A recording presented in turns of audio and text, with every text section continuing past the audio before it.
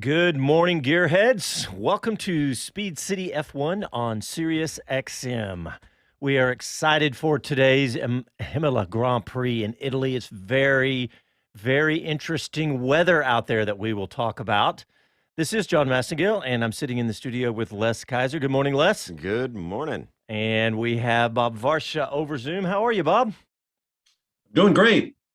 Glad to be with you guys again. Let's rock. Yeah, let's do this. Jonathan Green is not going to be with us, as is Dave O'Neill, and neither one going to be. But Jonathan is he's out doing Trans Am out in California at Laguna Seca, and he sent us a little segment that we're going to be able to play a little bit later in the show. Oh, and we're going to have to talk about who he is working with this weekend. Yeah, that's right. A new special VIP in the Formula One life. So yeah, he's working out there with Willie T. Ribbs, and we'll talk about all of that. But of course, we've got the Imola Grand Prix coming up here in about an hour, and there's lots to talk about. We've been off for a couple of weeks, enjoying the break between the races, but we're excited to be back. Lots to talk about, and I think I want to jump in and do that right now because I'm just looking. First of all, let's talk about the weather.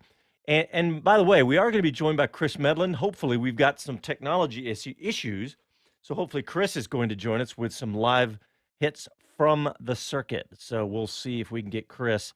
But we were talking to Chris a little earlier, and it looks like it was still raining as of about 20 minutes ago. So as we all know and love, rain can really shake things up. oh, definitely. And, the Tifosi will probably like that in this situation. And, the start's going to be interesting. We'll also have to talk about that. Well, Bob Varsha, what do you think about a little rain out there?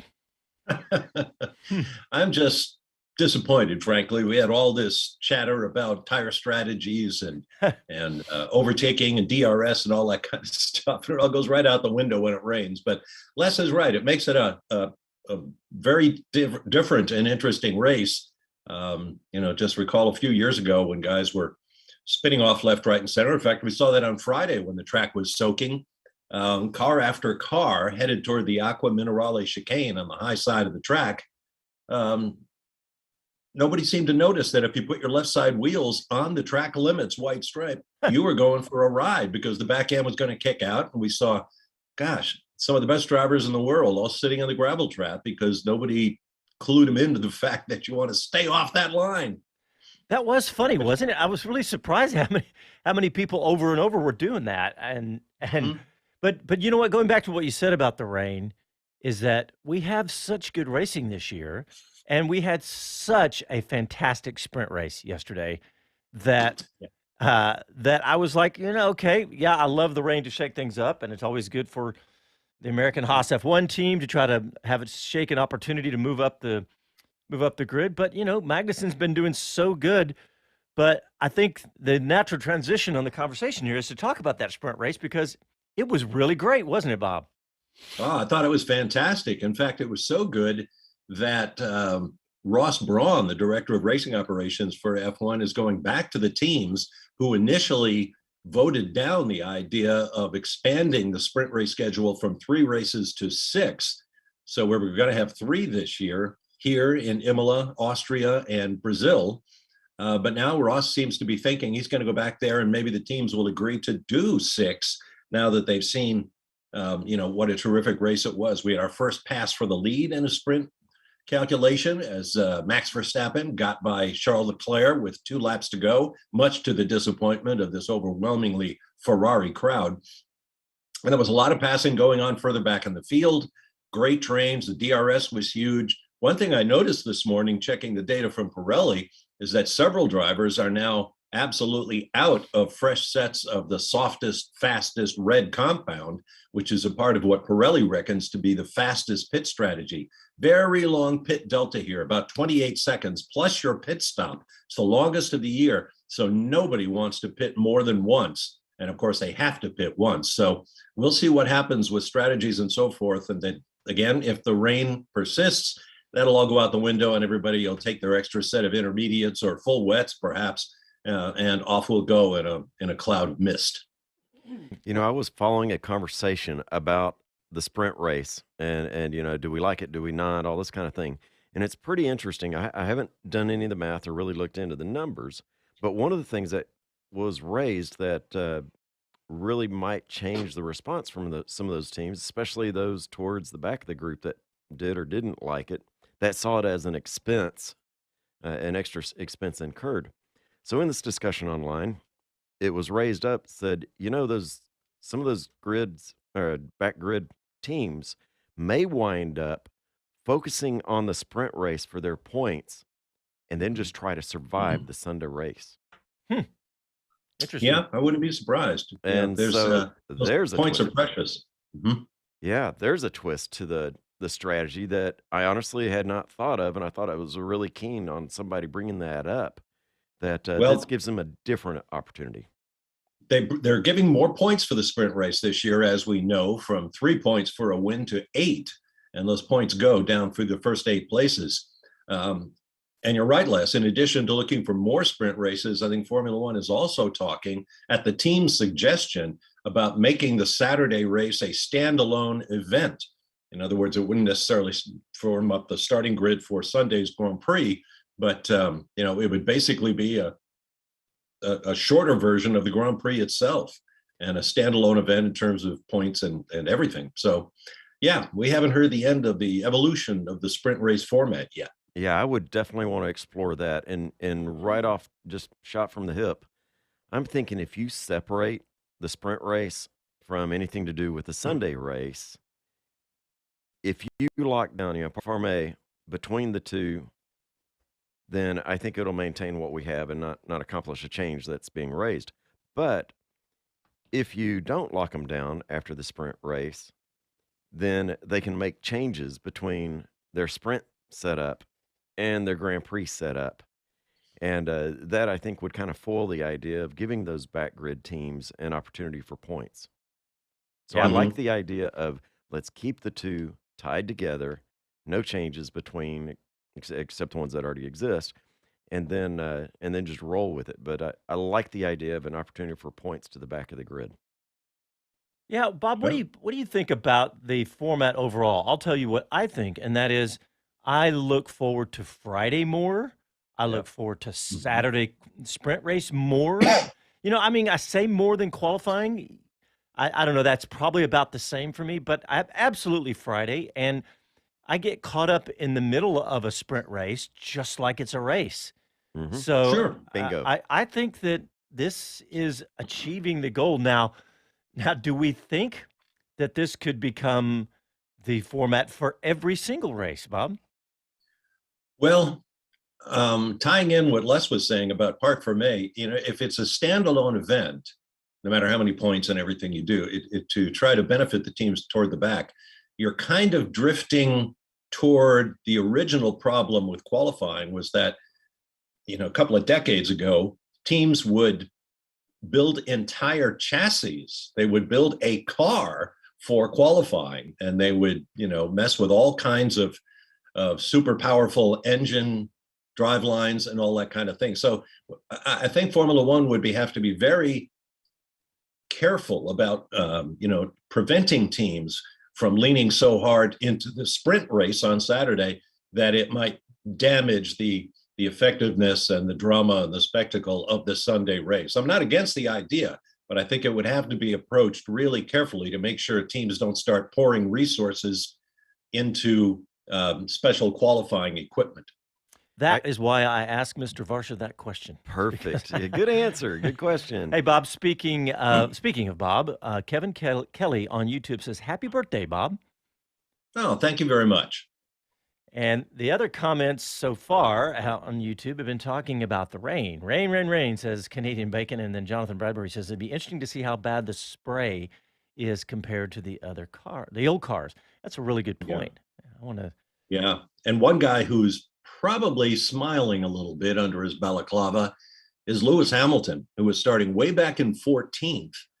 But he has the comfort of knowing that the only other time he has started there in Germany many years ago, he won from 14th in wet conditions. So, that could be the prime example of what rain can do to a race. Even though the whole Mercedes team is calling the race weekend, if not the season, a complete write-off. Lewis said the championship's a write-off. Toto Wolff said this weekend is a write-off. We can't fix this thing quickly, yada, yada, yada.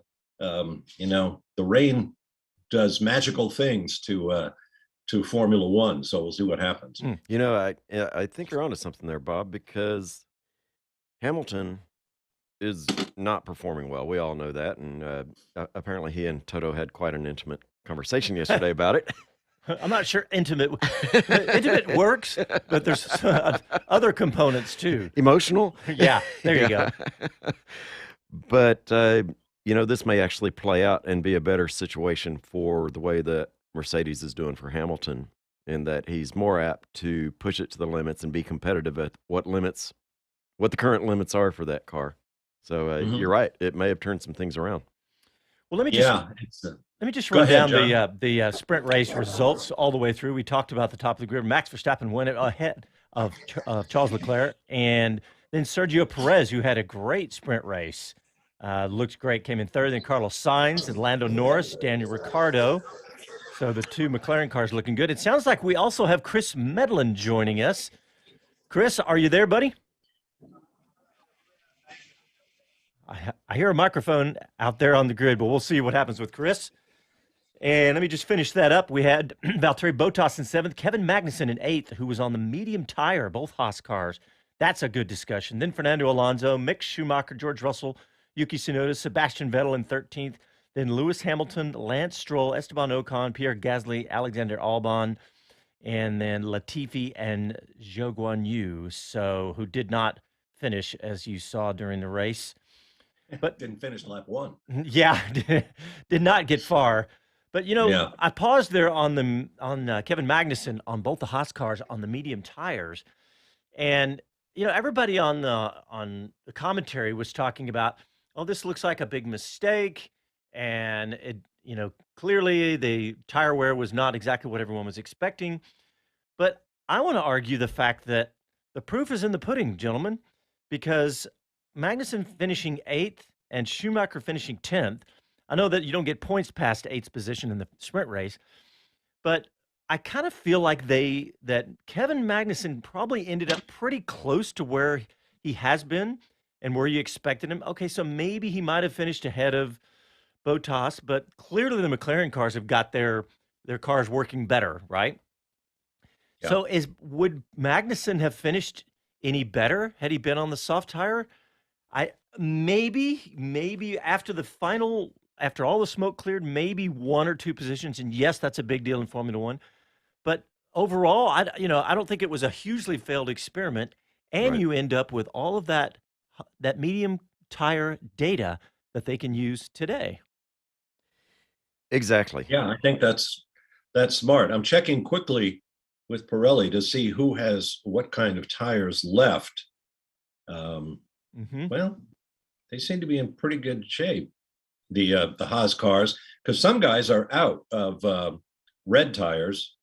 And Magnussen and Schumacher are out of new sets of medium, which is probably going to be the tire of choice for this race, I would think. They have nothing but used mediums left. They do have their sets of hards, because the hards got very little use to this point. Getting back to your point, John, about having data on a specific tire, people have seen very little of the hardest white-striped Pirelli compound this weekend, so that's a bit of a crapshoot for them.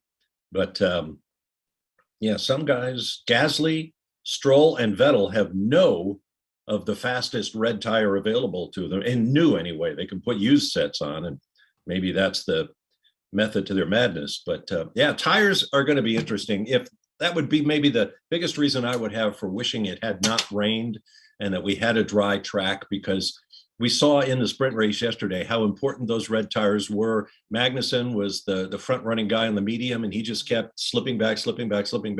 And we also saw that the reds kind of went off a cliff after 20 laps. And that's how a very patient Max Verstappen, and I can't believe I just said those words, waited until 2 laps to go and then nailed Charles Leclerc, who had burned the fronts off of his Ferrari, and Verstappen was able to get by in the Red Bull pretty easily. So, tire strategy may not be a story that we're going to see play out today, but it'll be a great race anyway on one of my favorite tracks. This place is just fabulous.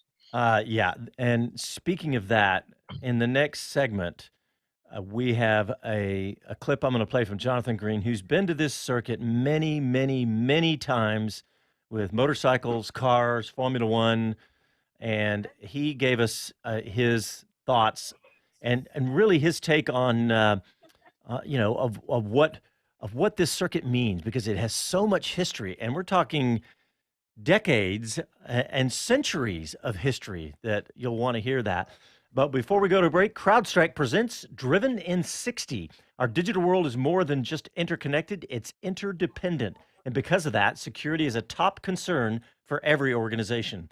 The Mercedes-AMG Petronas Formula One team knows they're a potential threat for a host of digital attacks, which is why they leverage the CrowdStrike Falcon platform to deploy end-to-end security solutions. CrowdStrike revolutionized cybersecurity by harnessing the speed and power of the cloud to identify and stop the most sophisticated cyber attacks. Our cloud-native Falcon platform protects and defends organizations against increasingly complex threats, so you can have the peace of mind to focus on your business momentum, not what's trying to stop it. That's protection that powers you. To learn more and try CrowdStrike Falcon free today, visit crowdstrike.com/XM. All right, well, coming up, we are going to have that segment from Jonathan Green, and we'll have lots more as we approach the Formula One Imola Grand Prix right after this.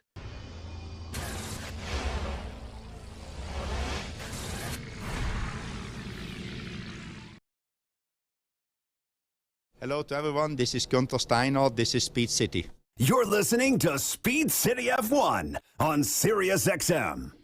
All right, welcome back. We are going to go straight out to Imola because Chris Medland is out there reporting live. He's struggling with a good cell connection out there. But Chris, what's going on out there? First of all, how's the weather? Yeah, the weather's the big thing. I mean, it is cold. I am here. I've got 3 layers on. I still have I kind of need gloves to be holding this mic and phone, but it's wet. I'm stood right now stealing Pirelli's Wi-Fi so you guys can hear me. So thank you, Pirelli. But there's a reason I'm stood here too, is I'm by all of the tires that Pirelli put out just on display. So they've got their 3 tire compounds that are slick, the hard, medium, soft, and the different colors for them. And then the 2 wet ones, the inters and the wet. And it's definitely going to be the inters and the wets that are needed today. Stood in the paddock. There's lots of standing water. It's soaking wet. It's grey and overcast. It's stopped raining for now. So I don't think we're going to have any trouble as long as there's no more rain with getting a race start, but it is going to be properly wet. I imagine, I can hear the cars firing up now. I imagine they're going to do their install laps on full wet tires because there's a lot of standing water around. So it's going to be fun. I mean, there's a risk of showers later, but at the moment, I think actually it's going to kind of slowly dry up. The problem is because it's cold, it won't happen quickly. The sun's not out. It's 10 degrees here. So what's that, like 40, 45 Fahrenheit, something like that? Maybe slightly warmer, but yeah, it's chilly. So it's going to be a wet one. Wow. Well, that is, you're right. That's going to throw every tire strategy out the window. Well, there goes my segment. Yeah. Well, it was, there was a lot of talk about which slicks could be used. I mean, it was looking like a one-stopper if it was dry, but the soft tire was going to be the one that I actually expected to see a few more people using early on, because if it started to rain, then that was the best tire for the conditions until the point you needed to change onto wets, if that made sense. But now I genuinely don't think we're going to see them, certainly not to start the race. If it doesn't rain again, then these wet tires do clear water pretty quickly, and the heat that gets generated in the tire then starts to dry the track. So we might get to a dry line again. It's very similar to last year, actually, in that sense. If you think back, we started this race in the wet last year, it dried, you ended up with one dry line, and you couldn't go off it for a while, which is why George Russell had that big shunt with Valtteri Bottas, because on slick tires he tried to overtake him by going on the wet part of the track and it all went wrong. But yeah, that's very similar to where we're at right now, I'd say. Chris, that could be fun. We're all, a lot of times we're really excited about rain, but the racing has been so good this year, and especially after watching that sprint race yesterday. I mean, honestly, I'm disappointed in the rain the more I think about it, because we did have such great racing. Well, yeah, I mean, it's it's been good so far, hasn't it? But at the same time, like the wet weather does mix things up.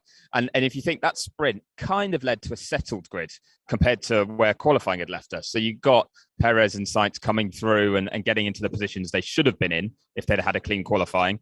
And then you also had sort of the two McLarens getting themselves onto the third row and locking that out. I think McLaren are going to be the team sat here really not happy with this weather. As much as it can open up opportunities, they were well set. If it was dry, it's not easy to overtake. They've got a clean start. Those two cars probably were thinking, yeah, we can get another double top six here. So the rain kind of throws a spanner in the works there. Whereas if you're someone like Mercedes, you're going to be rubbing your hands together with glee because you've been having a tough weekend. It's tough to overtake. You needed something different to happen to give you a chance. So I'm going to try something cheeky. I don't know if I'm going to be able to. I'm going to get interrupted. I was going to grab Otmar Zafnauer, but he's chatting away to actually one of Pirelli's PR guys about what's going to happen here. But he's just pointed actually at the inters and the wets, and he's like, yeah, we're going to need those today. Yeah.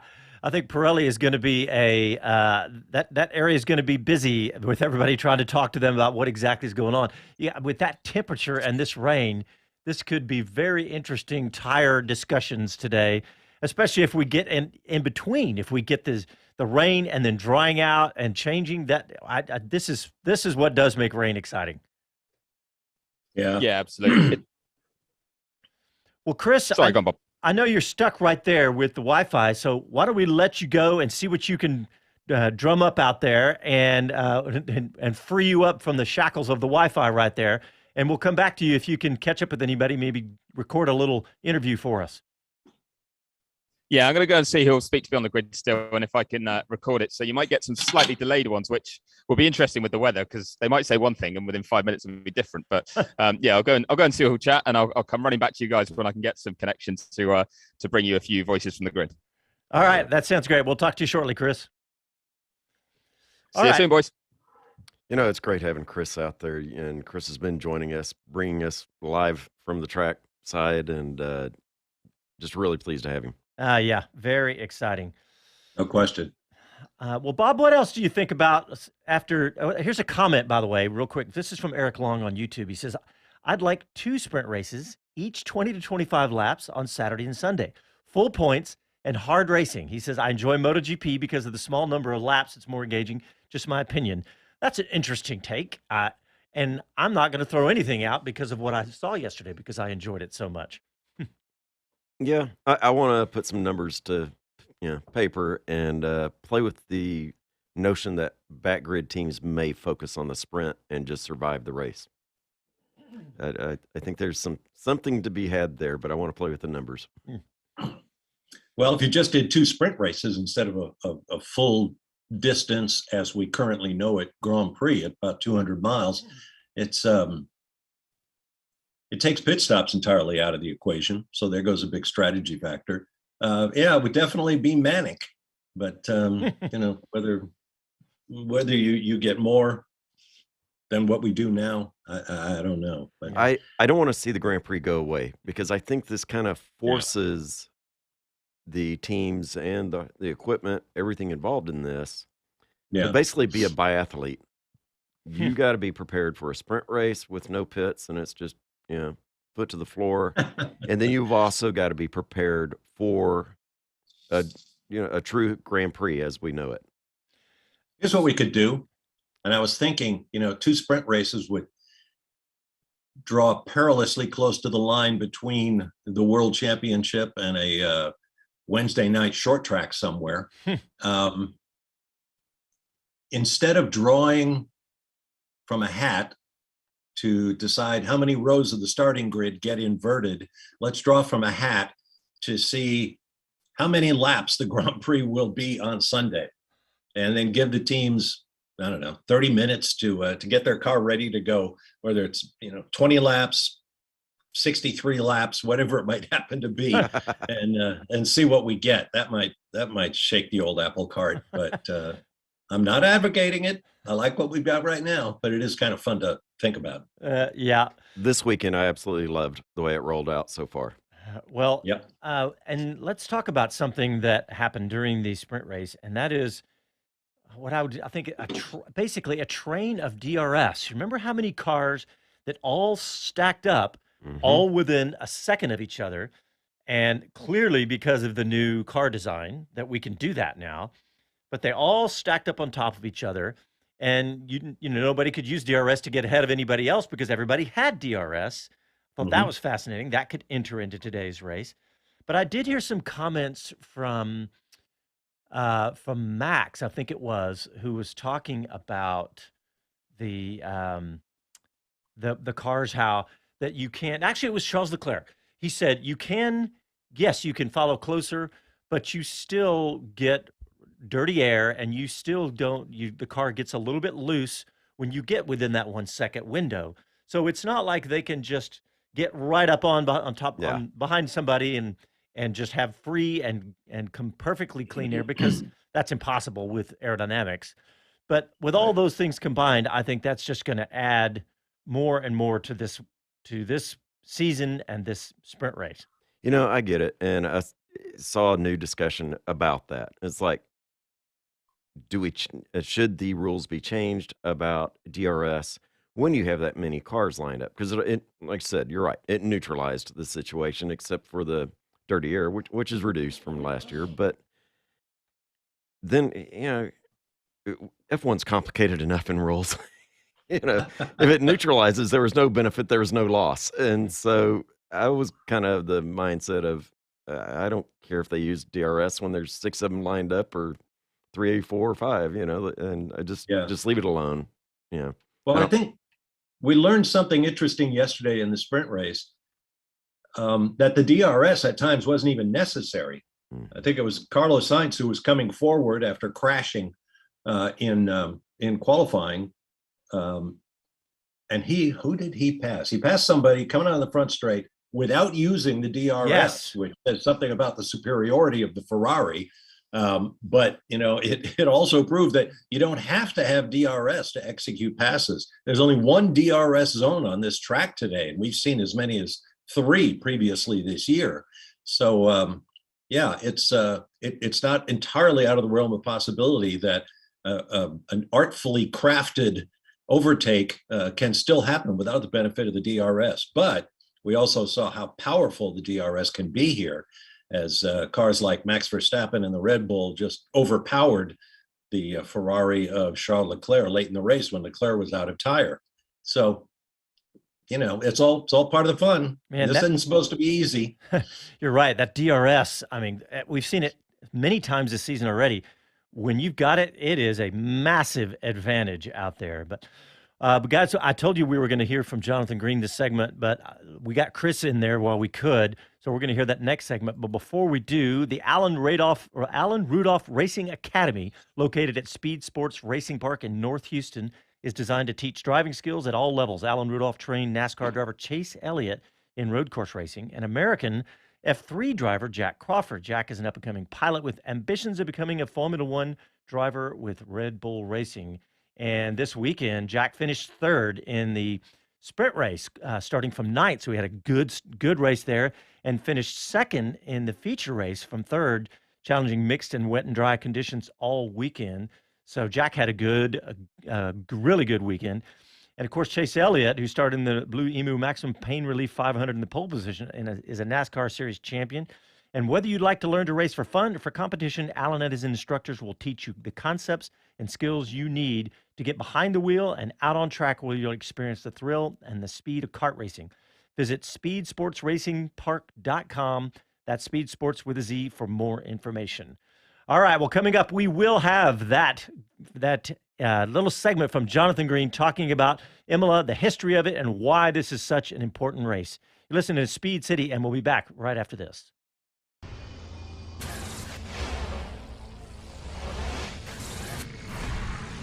Hi, this is Max Verstappen, and you're listening to Speed City. You're listening to Speed City F1 on SiriusXM. All right, welcome back. I have been promising this segment from Jonathan Green. Jonathan normally joins us, but he's out at Laguna Seca calling the Trans Am race with Willie T. Ribs. But that's got to be entertaining alone, those two. Yeah. But Jonathan has been to this track so many times that I really, really wanted to get his take on this. We were going to try to sneak him in live, but it just wasn't going to work. But I'm really glad we didn't, because he recorded this for us, and I think it's it captures the sentiment of why Imola is so historic and so important. So let's hear from Jonathan. Hey guys, I wish I could be with you this weekend because the Imola race is one that I hold dear to my heart. It's a place I've been for both Formula One and World Supers over the years, and to say it's a classic is an understatement. I mean, this is a racetrack or a competition field that goes back 2,000 years, and I'm not joking. It was used in Roman times for chariot races and gladiatorial battles. That is how old the city of Imola is. And it really is built inside almost the city itself. The contours of the small river valley of the circuit which hems it is the Santerna River, which is the natural boundaries on one side, and on the other you've got the hillside which looks up. So it's a natural amphitheater, and you can understand why the Romans loved it so much. But for the Italians, it's even more special because Bologna, just down the road, is where Ducati is based, and it's where the famous 200 was held at Imola back in the 70s, which made Ducati so famous as a race team. And of course, in Formula One terms, it is the Autodromo di Dino Enzo Ferrari, and of course that is named after Enzo's son Dino, who died. And of course, if there wasn't a Maranello, this would be Ferrari's home track. Now, with Ferrari leading the championship, you have to expect that the Italians will come out in their throngs to be part of this amazing classic race. It's got so much to offer.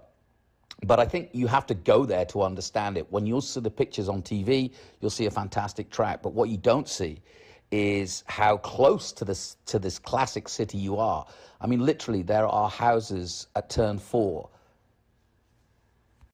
just before turn 4 and 5, which is Tosa, as the cars go round to the left and then up the hill towards Piratella. There's a house right in the middle of there. I've seen the lady putting her washing out there in times gone by. And then you head down to Castigliago, which is the name, another classic name from the park, and then back uphill through Acqua Minerale, Verante Alta, Ravazza 1 and 2. Ravazza 1 and 2 is amazing. It has a high wall on the outside of it, which you can see if you look to the outside of turns 10 and 11. And there are apartment complexes right there, and I'm talking 20 yards away, with people peering out of the windows of those apartments looking down. So talk about being in a city. You couldn't get any closer. And likewise, it's got both a classic history, but a tragic history too, because of course, because of the natural surroundings of the city and because it is such a treasured part of the Bologna region, there was only so much that they could do with the track when it came to making it more safe as it got more modern. And of course, we'll all remember 1994, May 1st, and that weekend when Roland Ratzenberger and, of course, the great three-time world champion Ayrton Senna lost their lives. In fact, the day before, also, Rubens Barrichello crashed heavily at Verante Bassa. And the story goes that Ayrton Senna, a fellow Brazilian, of course, visited him in hospital. And Ayrton was troubled throughout the weekend about safety through Tamburello, which at the time was a flat-out corner, long before it became the chicanes that you now have. And the reason for that was when this accident happened, the Grand Prix went away for many years because of the tragedy, obviously, and there was a huge investigation into the Senna death. That is the way Italian law works. They investigate it until they decide who is at fault for the accident and who is in fault for a death at a circuit. So there was a lot of controversy, and it looked as though Formula One would never come back. But they came up with a plan to change Tamburello. The problem being that you couldn't just increase the runoff where Senna went off. And by the way, Senna wasn't the first. There were so many other drivers that went off on that corner. In 1987, Nelson Piquet, another three-time world champion, during practice had a tire failure at Tamburello and missed the race due to injury. In 1989, at San Marino Grand Prix, Gerhard Berger, the Austrian, crashed his Ferrari at Tamburello after a front wing failure. The car caught fire and had heavy impact, and thanks to quick work of the firefighters and medical personnel, Berger survived, but had burnt hands going into the 1989 Monaco Grand Prix. Michele Alboreto, another Italian, also had an accident in Tamburello while testing his footwork arrows at the circuit in 91, and Riccardo Patrese also had an accident at Tamburello in 1992. But of course, obviously, everybody remembers Roland Ratzenberger, Ruben Barrichello, and Ayrton Senna in 1994, which was probably the most tragic in the history of Formula One. But the race and the Grand Prix and the track itself have remained, and it remains without doubt one that absolutely instills the passion of motor racing. And even though the confines of the circuit itself make it a very hard weekend for both the teams and the fans, because you're cramped at every which way. It's great for the fans because you can be up on the hillside and you can be looking over. Fans who can't get a ticket sometimes clamber the walls or get under the fences. It's one of those kind of races. But for the teams themselves, there's so little room. I mentioned the river, where you can't move a river. So the paddock itself is tiny. Everybody's packed like sardines into the little paddock. It's got better over the years, but it really is one of those places that, hey, you put up with it. Because the advantages are you can walk across the bridge after the race and go straight into a fantastic restaurant. Or in fact, there's one right at Ravazza 2 as you leave the circuit, a beautiful Italian restaurant. So these are the sorts of things. And then you wander into the city, of course, and I mean, you're talking, you know, an absolutely ancient, early century Italian classic. So you're a tourist and a race fan all in one weekend.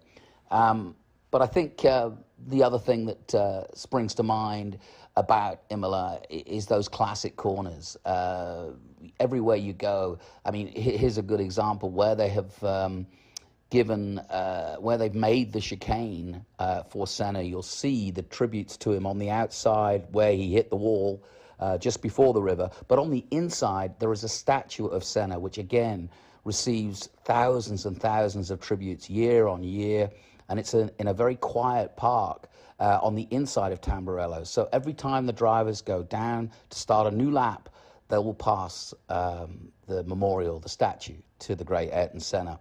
And these are the sorts of things that you won't see necessarily on TV during the race, but it certainly means so much to every driver out there, from Mick Schumacher to Verstappen to anybody, certainly Lewis Hamilton, when Senna was his hero. So this is something to keep in mind.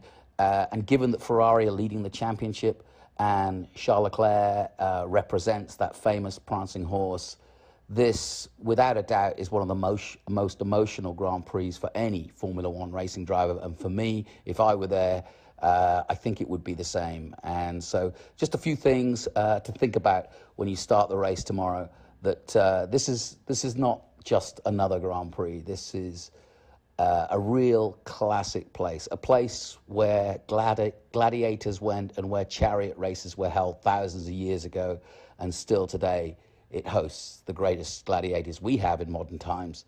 And Ferrari are right at the front, as they have been since Enzo e Dino Autodromo opened. Good luck, guys. Have a great time. Wish I was there. Bob, I was watching you when you were listening to Jonathan, and I know that you've seen so many races there, and this really is a pretty special place, isn't it? Oh, it absolutely is, and I think that was a wonderful job by Jonathan to sort of encapsulate it all. But there's still so much more that could be said about Imola, which found its place on the Formula One calendar in 1980, a year after Ronnie Peterson was tragically killed at Monza in the Italian Grand Prix, and the Italians decided they couldn't go back to Monza until Monza made some changes. So Imola got one Grand Prix in 1980, and then was missing again until they found a more permanent place on the schedule. I always loved going there for all of the reasons that Jonathan mentioned. That Black Weekend in 1994, I happened to be calling the race from ESPN's headquarters in Connecticut with Derek Daly. Derek knew instantly the severity of both Ratzenberger and Senna's crashes. Barrichello had his problems, but there was so much more to that weekend. Pedro Lamy crashing into the back of J.J. Leto on the first attempt to start the race.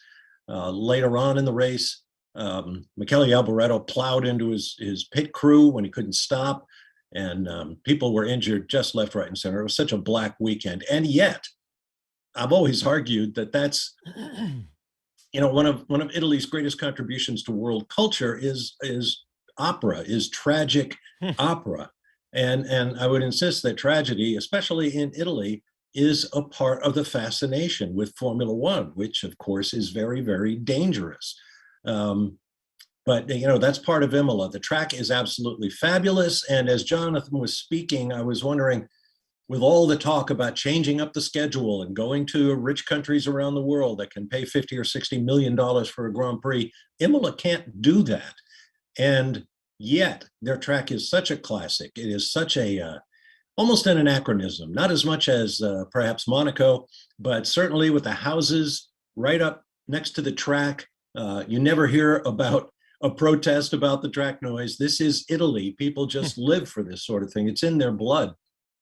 But the track is also severely space limited. They were able to create some extra space by removing the Variante Bassa, the lower chicane, just before the pit entrance where Barrichello went into the fence.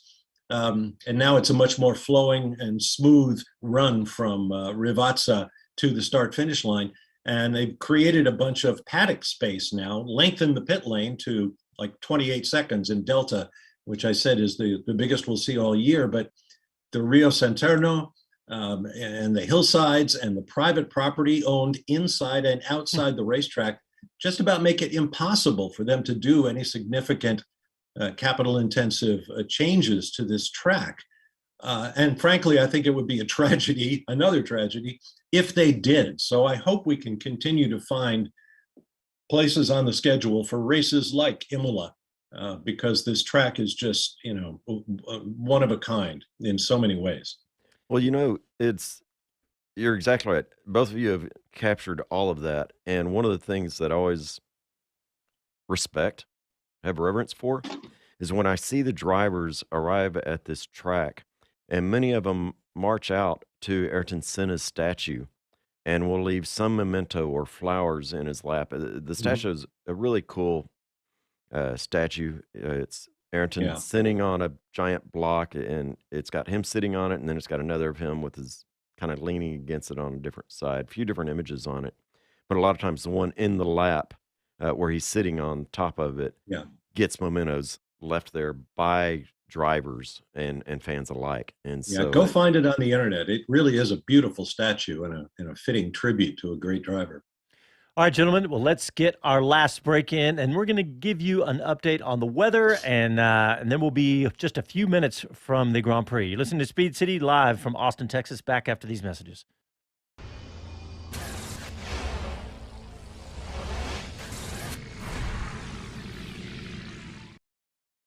I'm Jenny Gow from BBC F1. You are listening to Speed City. You're listening to Speed City F1 on SiriusXM. All right, the clock just ticked 10 minutes until the Formula One Imola Grand Prix, and we are getting pumped up about this. We got a little ZZ Top to crank up the adrenaline.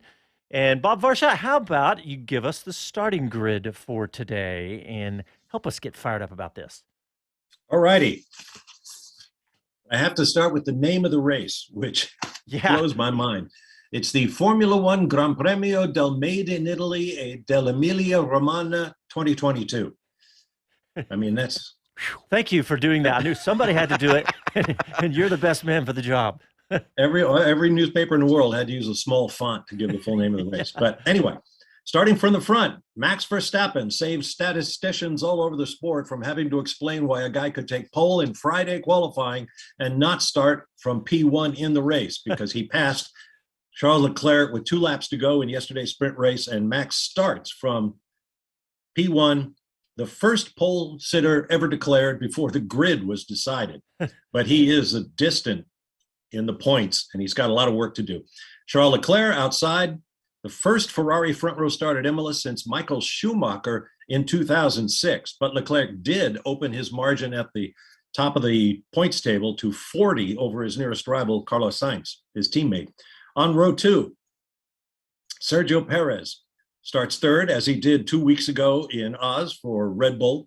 And Sainz, who made up the most places in the sprint race on Saturday, coming from 10th after a crash to fourth, 6 places.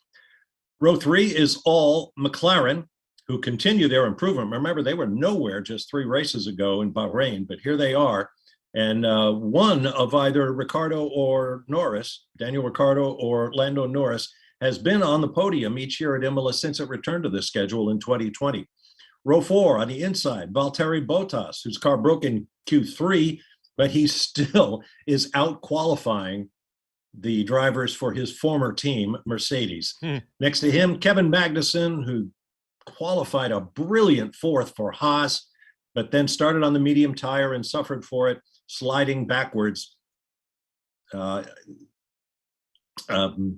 there was something else I want to say about Kevin, and it's absolutely slipped my mind, but it's a great start for Haas, and they continue to improve.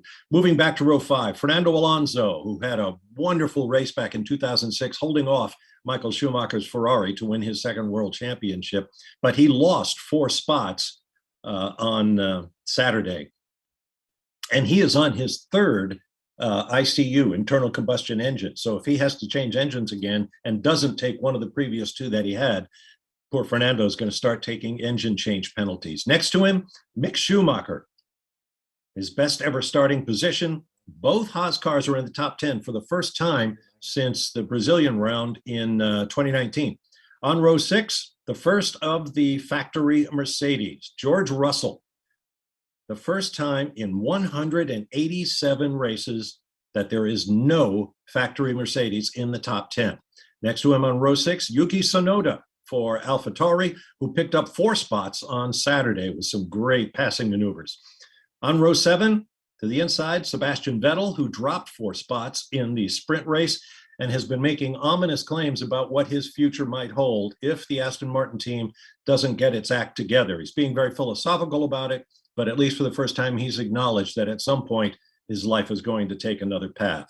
And that would be sad if we lose Sebastian Vettel. Next to him, Lewis Hamilton, a fellow world champion. And as I mentioned earlier, Lewis has won from 14th on the grid before in 2018 in Germany. On row 8, Lance Stroll in the 2nd Aston Martin. His woes continue. Actually, the whole team's woes continue.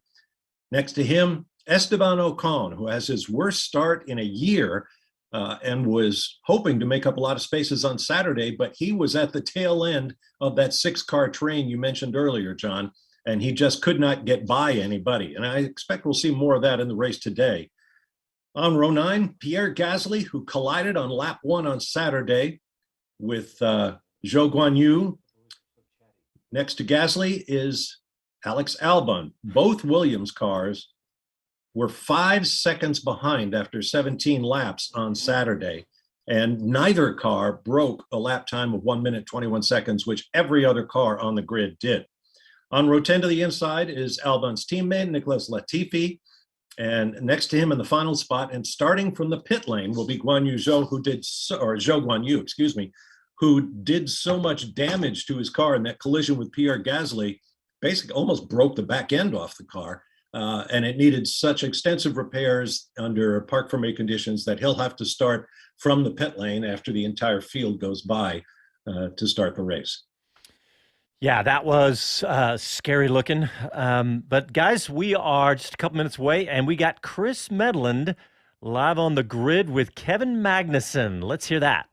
Kevin, thank you very much for joining us here on Speed City. Just wanted to ask you about these conditions. You had a strong car on Friday. Yesterday, solid race, but maybe not stayed as high as you were hoping. Is this playing into your hands today, or were you hoping for a dry one? No, I don't really know. I mean, this was good conditions for us on Friday, so you know it's kind of fun, I guess. There's more opportunities in the red, and usually more stuff happens, and it's more exciting. So looking forward to it. I mean, starting in the top 10, I mean, 8th place. There's already points there for you if you stay where you are. So how much do you have to balance risk and reward in these conditions?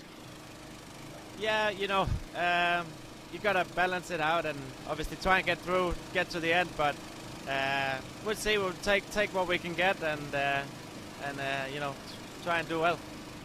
looking at these guys, looking forward, is it the McLarens that are in your sights? Well, I don't know in the wet how competitive we are compared to them, but in the dry, certainly they were faster than us. We'd like to be fond of them, of course, but we'll see. And how much are you loving this? Every weekend you come to a race, you're in the mix for points, you've got a competitive car. You must still be pinching yourself sometimes. Absolutely, it's qualified P4 on Friday. That was like another unbelievable day, and yeah, we didn't get what we wanted yesterday. We got P8, which I think if we hadn't qualified P4, we'd be happy with that. But of course, when you qualify up there and you start fourth, you going backwards. It's never nice, but actually you got a point and starting. A good position for the main race today, so we got to be happy. Thank you very much. I think some others want to speak to you as well, mate. Man, I love Kevin Magnussen. He's one of my favorites for sure. He's always upbeat, always looking at the positive side of things. Yep. Without a doubt. And, when he was brought back into the Haas circle, I was just like, that's a brilliant idea, strategy. We like him. He's friendly, and he's always, accepting and everything. But, the thing about it from the other side of that, where Gene and Gunther are sitting there figuring out, okay, how do we bring in somebody at this point in the season? Yes, it's still early, but somebody that can meld right back into the team. The answer, bubbled to the surface pretty quick that K-Mag was the guy, and they parted even, not willingly for K-Mag, but he walked away graciously, and that kept the door open is my take on it. All right, gentlemen, we are getting down to the wire, and I'm going to get your predictions. But first, the Speed City F1 pre-race show on SiriusXM is brought to you by CrowdStrike. Stop today's most sophisticated cyber attacks at the office, the racetrack, and everywhere in between. Learn more at crowdstrike.com/XM. Don't forget the XM at the end. All right, Bob Varsha, who do you think is going to win this potential wet race, although it's looking drier at the moment? So I'm going to throw that at you at the last minute. Well, I hope it dries slowly. That will add to the mystique of the whole thing. I'm going to say Max Verstappen wins. Ooh, I'll take Charles Leclerc for second. And even though I think Sergio Perez is going to do well, I'm going to abandon Checo and say I think Lando Norris makes the podium in third. That sounds good. All right, Les, quickly. All righty. Max, Sergio Leclerc. I think Sergio's maturity on a wet track is going to pay off and get him back up in there. All right, I got to break this up a little bit. I'm going to say Sergio Perez wins the race, followed by Charles Leclerc, then Max Verstappen. I know none of those are going crazy out on a limb, not like I did predict on the wheel-to-wheel show on Wednesday when I predicted that Lewis Hamilton would be on the podium, which I will humbly admit that I said that. All right, everybody, thanks for tuning into the pre-race show. Don't forget, we have a full hour post-race show, and but stay tuned right now for the race, and we'll talk to you after the race.